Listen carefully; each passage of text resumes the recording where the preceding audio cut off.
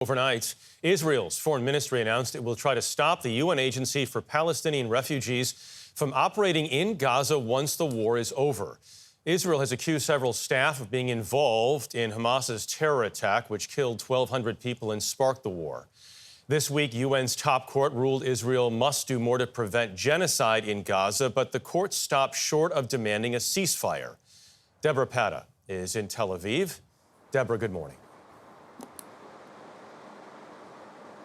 Good morning. Well, the ruling amounted to an overwhelming rebuke of Israel's wartime conduct, and although the court has no means to enforce it, it has added to mounting international pressure to halt the nearly 4-month-old offensive that has killed more than 26,000 Palestinians, decimated vast swaths of Gaza, and driven nearly 85% of its 2.3 million people from their homes.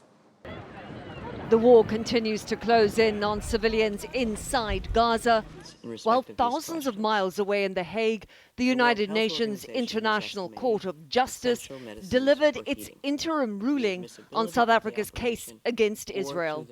Presiding Judge Joan Donoghue stressed that this was part of a wider court case to determine whether or not Israel was committing genocide. That, however, could take years, but she warned. The court considers that the catastrophic humanitarian situation in the Gaza Strip is at serious risk of deteriorating further before the court renders its final judgment. And so, while the court stopped short of ordering an immediate ceasefire, it has unequivocally ordered Israel to take all steps within its power to prevent genocide and punish those who incite it.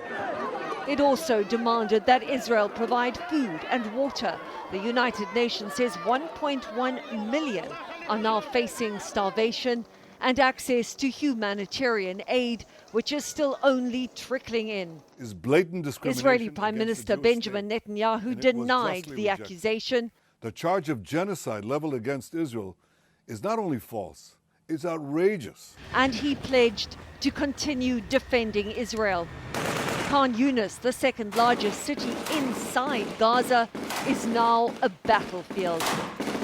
And for those who live there, like Hayam Haddad, who just want a ceasefire, this ruling was never going to be enough.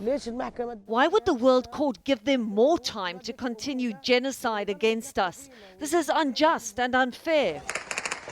Israel has to report back on its progress to the International Court in a month. But for Palestinians trying to outrun this war, a month is a long way away. And today, the UN relief agency in Gaza is under fire. 12 of its workers have been fired, suspected of taking part in the Hamas attack on Israel last year, and prompting the United States, the agency's biggest donor, to temporarily halt its funding. Dana?